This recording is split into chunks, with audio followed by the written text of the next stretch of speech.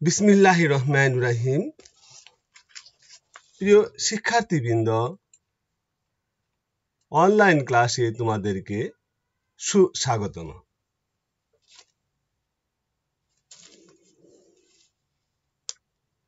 সুকান্ত ভট্টাচার্যের একটি চয়ন থেকে আমি আমার আজকের অনলাইন ক্লাস শুরু করব। সুকান্ত ভট্টাচার্য তিনি বলেছেন, সাবাস বাংলাদেশ, এ পৃথিবী অবাক তাকিয়ে রয়, জ্বলে পুড়ে মরে ছারকার, তবু মাথা নোয়াবার নয়।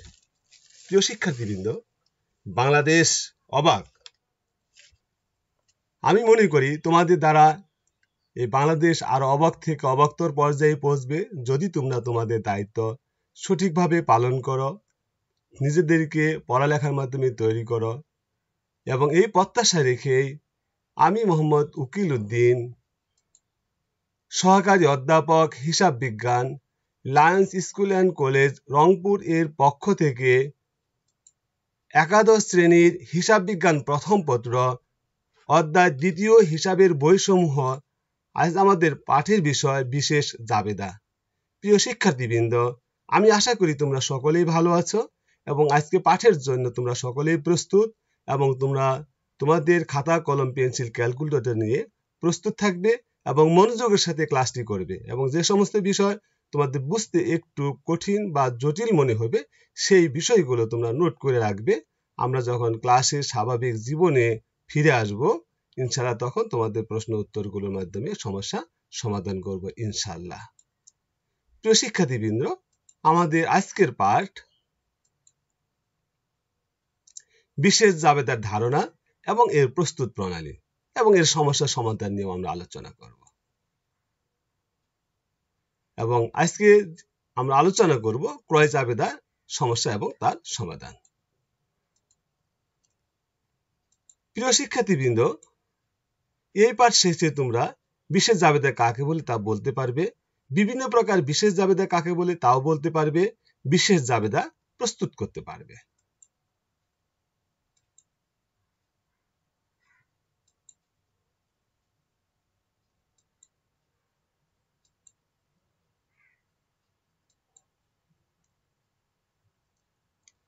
প্রিয় শিক্ষার্থীবৃন্দ, আমরা বিশেষ জাবেদা নিয়ে আলোচনা করব। দেখো, লেনদেনগুলোর প্রকৃতি ও বৈশিষ্ট্য অনুযায়ী পৃথক পৃথক পুস্তকে বা বইয়ের মাধ্যমে প্রাথমিকভাবে লিপিবদ্ধ করাকে বিশেষ জাবেদা বলে। প্রিয় শিক্ষার্থীবৃন্দ, লেনদেনের কিছু বৈশিষ্ট্য থাকে বা কিছু প্রকৃতি থাকে, সেই প্রকৃতি অনুযায়ী লেনদেনগুলোকে পৃথক পৃথক পুস্তকে বা বইয়ের মাধ্যমে, এখানে হ্রস্বইটা আমার কম্পিউটারে আসে না, সেখানে হ্রস্বই হবে, বইয়ের মাধ্যমে প্রাথমিকভাবে যে বইতে লিপিবদ্ধ করা হয় বা প্রাথমিকভাবে যে লিপিবদ্ধ করা হয় এই লিপিবদ্ধ করাটাকে বিশেষ জাবেদা বলে। সকল প্রকার লেনদেন একটি জাবেদা লিপিবদ্ধ করা হলে সে সকল লেনদেনের সংখ্যা অনেক বেশি থাকে, সেগুলো আলাদা করা অনেক ঝামেলা হয়। এই ঝামেলা এড়ানোর জন্য যে সকল লেনদেনের সংখ্যা বেশি হয়ে থাকে, যেমন একটি ব্যবসায় প্রতিষ্ঠানে ক্রয়ের সংখ্যা বেশি হয়, বিক্রয়ের সংখ্যা বেশি হয়, অর্থাৎ ক্রয় লেনদেন বেশি হয়, বিক্রয় লেনদেন বেশি হয়, নগদের লেনদেন বেশি হয়, নগদ প্রাপ্তি লেনদেন বেশি হয়, নগদ প্রদান লেনদেন বেশি হয়, ক্রয় ফেরত সংক্রান্ত লেনদেন বেশি হয়, বিক্রয় ফেরত লেনদেন সংক্রান্ত বেশি হয়, এই ধরনের লেনদেনগুলোর সংখ্যা বেশি হয়। তাহলে একসাথে অনেকগুলো লেনদেন লেখা থাকলে সেগুলো আলাদা আলাদা করা অনেক ঝামেলা হয়ে যায়। এই ঝামেলা এড়ানোর জন্য যে সকল লেনদেনের সংখ্যা বেশি হয় সেই লেনদেনগুলোকে তাদের আলাদা আলাদা ব্যবস্থা করে যে জাবেদা লিপিবদ্ধ করা হয় তাকেই বলা হয় বিশেষ জাবেদা। প্রিয় শিক্ষার্থীবৃন্দ, বিষয়টি তোমাদেরকে আবার একটু স্পষ্ট করতে চাই যে দেখো, আমরা সাধারণ জাবেদার মতো সবগুলো লেনদেন যদি লিখে থাকি তাহলে দেখো এখানে কিন্তু ক্রয়ের লেনদেন বেশি আছে, বিক্রয়ের লেনদেন সাধারণত বেশি থাকে, নগদ প্রাপ্তির লেনদেন বেশি থাকে, নগদ প্রদানের লেনদেন বেশি থাকে, ক্রয় ফেরত সংক্রান্ত লেনদেন বেশি থাকে, বিক্রয় ফেরত লেনদেন সংক্রান্ত বেশি থাকে। এই যে বেশি লেনদেনগুলো এলোমেলো ছড়ানো ছিটানো অবস্থায় থাকলে সেগুলোকে আলাদা করা বা সেগুলো থেকে একটা ফলাফল বের করা অনেক কঠিন এবং জটিল পর্যায়ে চলে যায়। এই কঠিন এবং জটিলতাকে এড়ানোর জন্যই কি করা হয়, যে সমস্ত লেনদেনগুলো বেশি বেশি হয় এই লেনদেনগুলোর জন্য পৃথক পৃথক বই তৈরি করা হয়। যেমন ক্রয়ের লেনদেন বেশি হয়, ক্রয়ের জন্য একটা পৃথক বই তৈরি করা হবে। বিক্রয় লেনদেন বেশি হয়, বিক্রয়ের জন্য একটি পৃথক বই তৈরি করা হবে। নগদ প্রাপ্তি লেনদেন বেশি হয়, নগদ প্রাপ্তির জন্য একটি পৃথক বই তৈরি করা হবে। নগদ প্রদান লেনদেন বেশি হয়, নগদ প্রদান লেনদেনের জন্য একটি পৃথক বই তৈরি করা হবে। ক্রয় ফেরত প্রদান করা হয়, এটাও বেশি হয়, তার জন্য একটি বই তৈরি করা হবে। বিক্রয় ফেরত সংক্রান্ত লেনদেনের সংখ্যা বেশি হয়, এর জন্য একটা পৃথক বই তৈরি করা হবে। এইভাবে যদি যে সকল লেনদেনের সংখ্যা বেশি হয় সেগুলো যদি পৃথক পৃথকভাবে শুরু থেকেই তৈরি করা হয় তাহলে এগুলোকে আলাদা করার যে ঝামেলা, এই ঝামেলার আর প্রয়োজন হয় না। এই ঝামেলা প্রয়োজনটাকে নিরসন করার জন্যই বিশেষ জাবেদার আবির্ভাব ঘটেছে। এবং এই যে বেশি বেশি লেনদেন হয়, এই বেশি বেশি লেনদেনগুলো তাদের ধরন বা প্রকৃতি অনুযায়ী বিশেষ জাবেদাকে 6 ভাগে বিভক্ত করা হয়েছে। যেমন ক্রয় জাবেদা, বিক্রয় জাবেদা, ক্রয় ফেরত জাবেদা, বিক্রয় ফেরত জাবেদা, নগদ প্রাপ্তি জাবেদা, নগদ প্রদান জাবেদা। প্রিয় শিক্ষার্থীবৃন্দ, আমরা এই যে বিশেষ জাবেদাগুলো 6 প্রকার রয়েছে তা আমরা পর্যায়ক্রমে করব এবং এই জাবেদাগুলো কিভাবে লেখা হবে এবং কোন লেনদেনগুলো কোন জাবেদে যাবে এই বিষয়টি তোমাদের জন্য পরিষ্কার করার জন্য আরেকটু আলোচনা করে নেব। ক্রয় জাবেদে আমরা কোন লেনদেনগুলো লিখব, যে সে সমস্ত বাকিতে পণ্য ক্রয় করা হয়, তার মানে হলো বিক্রয়ের উদ্দেশ্যে যে পণ্যগুলো বাকিতে ক্রয় করা হয়, এই যে বাকিতে ক্রয় করার লেনদেনগুলো আমরা যে বইতে লিখব এই বইটিকে বলা হবে ক্রয় জাবেদা। তার মানে হলো নগদে পণ্য ক্রয় করলে এই জাবেদায় অর্থাৎ ক্রয় জাবেদায় আসবে না, শুধু বাকিতে পণ্য ক্রয় করার লেনদেনগুলোই ক্রয় জাবেদায় আসবে। অনুরূপভাবে যে সমস্ত প্রতিষ্ঠানে বা ব্যক্তিবর্গের নিকট বাকিতে পণ্য বিক্রি করা হয় এই লেনদেনগুলো বিক্রয় জাবেদায় আসবে, এখানে নগদ বিক্রয় জাবেদাগুলো কিন্তু আসবে না। বিষয়টি তোমরা পরিষ্কারভাবে মনে রাখবা। বিক্রয় জাবেদা মানে যে জাবেদায় শুধু বাকিতে বিক্রয়গুলো লেখা হয়ে থাকে এই জাবেদাটাকে বলা হবে বিক্রয় জাবেদা। ক্রয় ফেরত জাবেদা, যে আমি বাকিতে ক্রয় করেছিলাম, কোনো কারণবশত পণ্যটি ফেরত দেওয়া হলে এই লেনদেনগুলো যে বইতে লেখা হবে সেটাকে বলা হবে ক্রয় ফেরত জাবেদা। অনুরূপভাবে বিক্রয় ফেরত জাবেদা, আমি বাকিতে পণ্য বিক্রি করেছিলাম, কোনো কারণে বাকিতে বিক্রয়কৃত পণ্য যদি ফেরত আসে এই জাবেদাটাকে বলা হবে বিক্রয় ফেরত জাবেদা।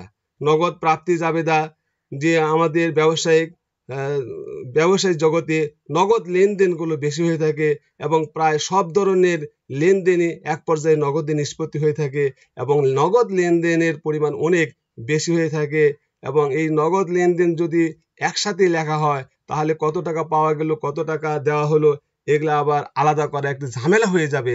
এই ঝামেলা এড়ানোর জন্য নগদ প্রাপ্তিগুলো এক জাবেদায় লেখা হবে, এই রেখে বলা হয় নগদ প্রাপ্তি জাবেদা। অর্থাৎ তুমি যে খাতেই নগদ টাকা পাও না কেন এই লেনদেনগুলোকে নগদ প্রাপ্তি জাবেদায় লিখতে হবে এবং যে খাতে তুমি নগদ টাকা প্রদান করো না কেন ওই খাতটাকে যে বইতে লেখা হবে তাকে বলা হবে নগদ প্রদান জাবেদা। প্রিয় শিক্ষার্থীবৃন্দ, আমি আশা করি বিষয়গুলো তোমরা বুঝতে পেরেছো। আরেকবার তোমাদেরকে জন্য আমি আলোচনা করতে চাই। ক্রয় জাবেদা অর্থাৎ যেখানে বাকিতে ক্রয় লেনদেনগুলো লেখা হবে সেটা হলো ক্রয় জাবেদা।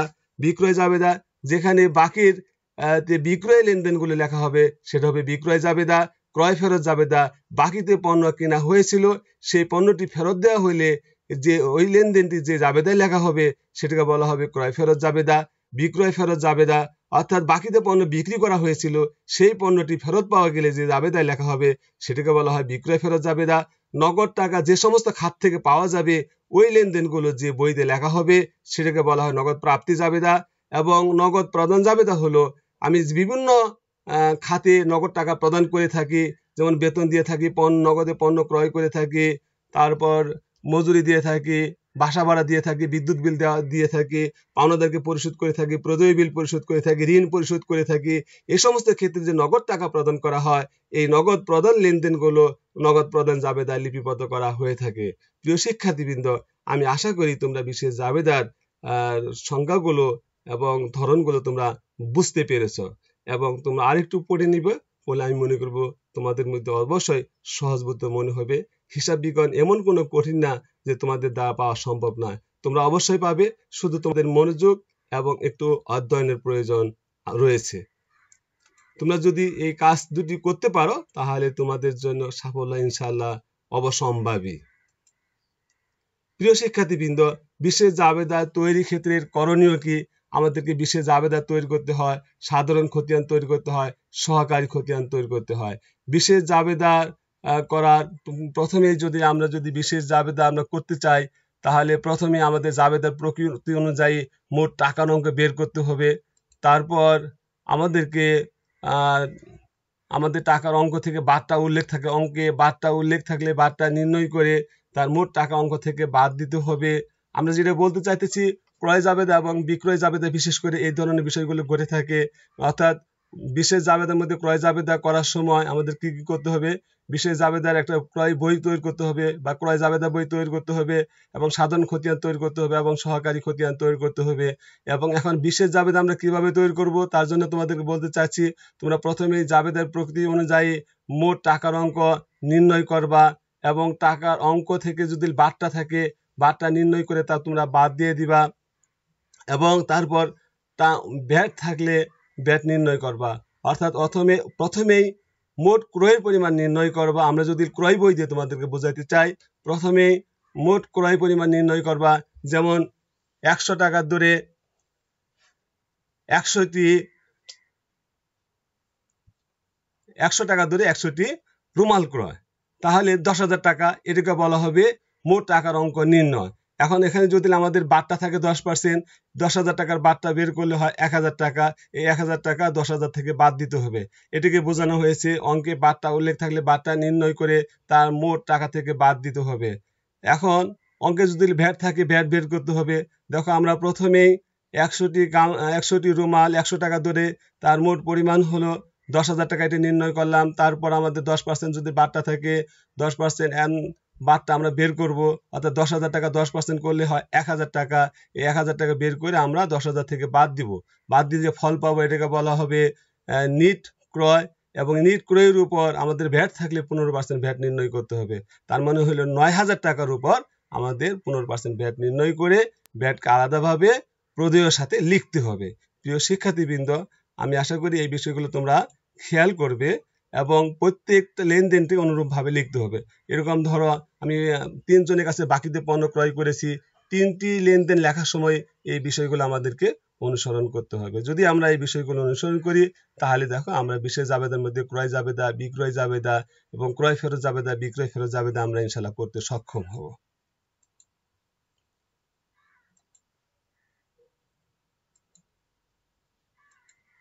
প্রিয় শিক্ষার্থীবৃন্দ, আজকে আমরা প্রথমেই তোমাদের সাথে ক্রয় জাবেদা নিয়ে আমরা আলোচনা করব।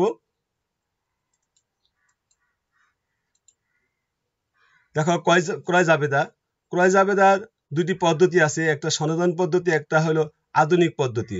সনাতন পদ্ধতি মোতাবেক ক্রয় জাবেদা আর পণ্য ক্রয়ের সাথে ক্রয় সংক্রান্ত প্রত্যক্ষ খরচসমূহ যোগ করতে হয়। সনাতন পদ্ধতি অনুযায়ী ক্রয় জাবেদা নির্ণয় করার সময় ক্রয়ের সাথে ক্রয় সংক্রান্ত যে প্রত্যক্ষ খরচগুলো থাকে, যেমন ক্রয় পরিবহন, আমদানি শুল্ক, প্যাকিং খরচ, বীমা খরচ, ডেলিভারি ভ্যান বাবদ খরচ, এগুলোকে প্রত্যক্ষ খরচ বলে। এই প্রত্যক্ষ খরচগুলো নিট ক্রয়ের সাথে যোগ করে ক্রয়ের পরিমাণ নির্ণয় করতে হয়। আধুনিক পদ্ধতি মোতাবেক ক্রয় জাবেদায় পণ্য ক্রয়ের সাথে ক্রয় সংক্রান্ত প্রত্যক্ষ খরচসমূহ যোগ করা হয় না। তার মানে আধুনিক পদ্ধতিতে পণ্য ক্রয়ের সাথে ক্রয় সংক্রান্ত প্রত্যক্ষ খরচগুলো যোগ করা হয় না। যেমন ক্রয় পরিবহন, আমদানি শুল্ক, প্যাকিং খরচ, বীমা খরচ, ডেলিভারি ভ্যান প্রভৃতি খরচসমূহ যোগ করা হয় না। কারণ এই ধরনের খরচসমূহ সাধারণত ক্রেতা নিজেই নগদে বহন বা পরিশোধ করে থাকে। সেই জন্যই এই যে প্রত্যক্ষ খরচগুলো, এই প্রত্যক্ষ খরচগুলো ক্রয় জাবেদায় অন্তর্ভুক্ত হয় না।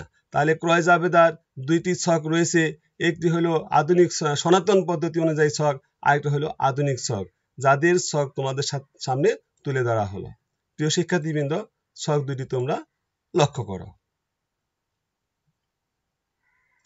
দেখো, ক্রয় জাবেদার ছক হলো তারিখ, বিবরণ, চালান নাম্বার, খতিয়ান পৃষ্ঠা, বিস্তারিত টাকা, মোট টাকা। আমরা এই বিস্তারিত টাকার মধ্যে টাকার মোট টাকার অঙ্ক নির্ণয় করব। এখান থেকে বারটাটা আমরা বাদ দিব। তারপর প্রত্যক্ষ খরচগুলো থাকলে যোগ করব। যোগ করার পর আমরা মোটের করে লিখবো। এইভাবে যদি আমরা 3 জনের কাছ থেকে ক্রয় করে থাকি 3 বার এইভাবে নির্ণয় করতে হবে। প্রিয় শিক্ষার্থীবৃন্দ, দেখো আধুনিক ছকটা আমরা লক্ষ্য করি। আধুনিক ছকে কে আছে? তারিখ আছে, ক্রেডিট হিসাব খাত। ক্রেডিট হিসাব খাত মানে আমরা যার কাছে পণ্য ক্রয় করি না কেন সে আমাদের পাওনাদার, সে ক্রেডিট হবে। সেই জন্য এখানে ক্রেডিট হিসাব খাত, তার মানে পাওনাদারের নামগুলো বসবে, শর্ত থাকলে শর্ত বসবে, সূত্র বসবে এবং ক্রয় হিসাব ডেবিট, প্রদেয় হিসাব ক্রেডিট। প্রিয় শিক্ষার্থীবৃন্দ, এই ক্রয় নিয়ে একটি খতিয়ান করতে হয় এবং প্রদেয় নিয়ে একটি খতিয়ান করতে হয়। এই খতিয়ান দুটিকে বলা হয় সাধারণ খতিয়ান। অর্থাৎ মোট ক্রয়ের পরিমাণ একটা খতিয়ান হবে, এটা হবে ক্রয় খতিয়ান এবং প্রদেয় খতিয়ান। ক্রয় খতিয়ানেও মোট টাকার অঙ্ক বসবে এবং প্রদেয় খতিয়ানেও এই যে মোট টাকার অঙ্ক বসবে। মোট টাকার অঙ্ক বলতে 3 জনের কাছ থেকে আমি বাকি দিয়ে ক্রয় করেছি। 3 জনের কাছে, প্রত্যেকজনের কাছে যদি আমি 10,000 টাকা ক্রয় করে থাকি তাহলে 3 জনের কাছে 30,000 টাকার পণ্য ক্রয় করেছি। এই 30,000 টাকায় কিন্তু ক্রয় খতিয়ানে বসবে, এই 30,000 টাকায় কিন্তু প্রদেয় খতিয়ানে বসবে। এছাড়া আরো খতিয়ান আছে সহকারী খতিয়ান। সহকারী খতিয়ান বলতে এখন 3 জনের কাছে কিনেছি, যার যার নামে নামে পৃথক পৃথক খতিয়ান হবে। যেমন আমি এর কাছে কিনেছি 10,000 টাকা, বির কাছে কিনেছি 10,000 টাকা, সির কাছে কিনেছি 10,000 টাকা। যখন আমি এর খতিয়ান করব এটাকে বলা হয় সহকারী খতিয়ান। এর জন্য এখানে এর কাছে 10,000 টাকা কিনেছি, সেখানে 10,000 টাকাই বসবে। আমি বির জন্য যে খতিয়ান করব এটাকে হবে সহকারী খতিয়ান, এটা বির খতিয়ান। এখানে কিন্তু বির কাছে যদি আমি 10,000 টাকা কিনে থাকি 10,000 টাকাই বসবে। আবার সির কাছে আমি যেহেতু 10,000 টাকা কিনেছি, সির খতিয়ানে 10,000 টাকায় বসবে। এখানে কিন্তু মোট ক্রয়ের পরিমাণ এখানে বসবে না। এটা তোমাদের একটু লক্ষ্য রাখতে হবে, মনোযোগের সাথে তোমাদের মনে রাখতে হবে এবং বারবার তোমরা ক্লাসে যদি খেয়াল করো, শুনো, তাহলে আমি মনে করি তোমাদের এই প্রবলেমগুলো ইনশাআল্লাহ আর থাকবে না। প্রিয় শিক্ষার্থীবৃন্দ, আমরা এখন একটি সমস্যা তোমাদের সামনে তুলে ধরেছি এবং সমস্যাটা সমাধান করার চেষ্টা করব ইনশাআল্লাহ। তোমরা লক্ষ্য করো, দেখো মিস্টার জনির ব্যবসায় 2020 সালের জানুয়ারি মাসে নিম্নলিখিত ধারে ক্রয় সংক্রান্ত লেনদেন সংগঠিত হয়। এর ভিত্তিতে ক্রয় জাবেদা, সাধারণ খতিয়ান, সহকারী খতিয়ান তৈরি করো। প্রিয় শিক্ষার্থীবৃন্দ, আমাদের ক্লাসের সময়টা অনেক বেশি হয়ে যায়, সেজন্য আজকে আমরা ক্রয় জাবেদা এবং সাধারণ খতিয়ান নিয়ে আলোচনা করেছি। সহকারী খতিয়ান পরের ক্লাসে আমরা ইনশাআল্লাহ তা আবার আলোচনা করব। দেখো আমি জানুয়ারি 1 তারিখে রহিম খুলনা এর নিকট থেকে 1500 টাকার দরে 40 মণ চাল ক্রয়, 10% কারবারি বাটা, চালান নাম্বার 101। জানুয়ারি 2 করিম ভোলা এর বাড়ি এর নিকট থেকে 2000 টাকা দরে 20 মণ চাল ক্রয়, 10% কারবারি বাটা, চালান নাম্বার 102। পেকিং খরচ 300 টাকা, বহন খরচ 200 টাকা। এই দুইটি লেনদেনের ভিত্তিতে আমরা কিভাবে ক্রয় জাবেদা করব, তো আধুনিক সনাতন পদ্ধতি অনুযায়ী তা তোমরা লক্ষ্য করো। প্রিয় শিক্ষার্থীবৃন্দ, দেখো আমরা লিখেছি তারিখ বিবরণ, চালান নাম্বার এখানে 101 এবং 2 নম্বরে 102 দিয়ে দিবা। দেখো ক্রয় জাবেদা তারিখ লিখছি যে রহিম খুলনা এর নিকট থেকে 1500 টাকার দরে 40 মণ চাল ক্রয়, এর গুণ করলে হয় 60,000 টাকা। তারপর আমাদের 10% কারবারি বাটার কথা বলা আছে। 60,000 টাকা 10% কারবারি বাটা নির্ণয় করলে হয় 6,000 টাকা। 60,000 টাকা থেকে 6,000 টাকা বাদ দিয়ে থাকে আমাদের 54,000 টাকা। এটা হলো রহিম খুলনা এর নিকট থেকে মোট ক্রয়। অনুরূপভাবে দেখো জানুয়ারি 2 তারিখে করিম ভোলা এর বাড়ি এর নিকট থেকে 2,000 টাকা দরে 20 মণ চাল ক্রয় করা হয়েছে, যার পরিমাণ হলো মোট পরিমাণ 40,000 টাকা। এখানে 10% কারবারি বাটার কথা উল্লেখ করা আছে। এখন 40,000 টাকা 10% কারবারি বাটা নির্ণয় করলে হয় 4,000 টাকা। 40,000 টাকা থেকে 4,000 টাকা বাদ দিয়ে থাকে আমাদের 36,000 টাকা। এই 36,000 সাথে আমাদের যোগ হবে, দেখো এখানে দেওয়া ছিল পেকিং খরচ 300 টাকা এবং বহন খরচ ছিল 200 টাকা। পেকিং খরচ 300 টাকা এবং বহন খরচ 200 টাকা, মোট হলো 500 টাকা। সরি, এখানে একটি শূন্য বেশি হয়ে গেছে, 500 টাকা। তাহলে হবে 36,000 যোগ 500 সমান 36,500 টাকা। প্রিয় শিক্ষার্থীবৃন্দ, আমরা রহিমের নিকট থেকে কিনেছি 54,000 টাকা এবং করিমের নিকট থেকে কিনেছি আমরা 36,500 টাকা। এই দুইটি যোগ করলে হবে আমাদের 90,500 টাকা। এই 90,500 টাকা জানুয়ারি মাসের মোট বাকিতে ক্রয়। এই হলো আমাদের ক্রয় জাবেদা। প্রিয় শিক্ষার্থীবৃন্দ, আমি আশা করি তোমরা ক্রয় জাবেদার সনাতন পদ্ধতি অনুযায়ী কিভাবে করা হয় তোমরা বুঝতে পেরেছ এবং অঙ্কটি করতে তোমরা সক্ষম হবে ইনশাআল্লাহ।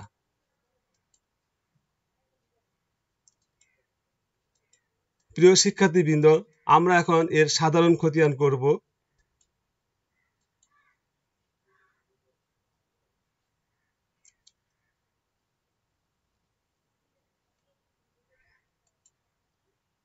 প্রিয় শিক্ষার্থীবৃন্দ, আসলে আমাদের স্লাইডের জায়গার একটু অভাবের কারণে আমরা আসলে এটা দেখাইতে পারলাম না। আমি প্রয়োজনে এর পরের ক্লাসে স্লাইডে তোমাদের জন্য আবার পুনর্বিন্যস্ত করে দেখাবো। আসলে এই বিষয়টা হলো আমাদের অঙ্কের যেহেতু একটু বড়, এখন প্রশ্ন লিখতে হয়, সমাধান করতে হয়, এই সমাধান থেকে পরে সমাধান দিতে হয়। আবার যদি আমরা অন্য আবার স্লাইডে যাই, এই সমাধানগুলি পাওয়া যায় না। তারপরে দেখো এখানে আমরা ক্রয় খতিয়ান করেছি। ক্রয় খতিয়ানের সাধারণ খতিয়ান, ক্রয় খতিয়ান কিভাবে বসবে? ক্রয় খতিয়ান যেহেতু ক্রয় ডেবিট পাশে আমাদের ক্রয় ডেবিট হয়, সেজন্য আমাদের টাকার অঙ্কটা ডেবিট পাশে বসবে। বিবরণ হবে বিবিধ পাওনাদার, এবং ক্রেডিট পাশে হবে ব্যালেন্স সিডি 90,500 টাকা। আবার ডেবিট পাশে 1 ফেব্রুয়ারি হবে ব্যালেন্স বিডি 90,500 টাকা। প্রিয় শিক্ষার্থীবৃন্দ, নিচে কিন্তু দেখা যাচ্ছে, তোমরা এখান থেকে একটু দেখে নিবা। এখন আমরা ক্রয় খতিয়ান দেখলাম, এখন আমরা দেখব পাওনাদার খতিয়ান।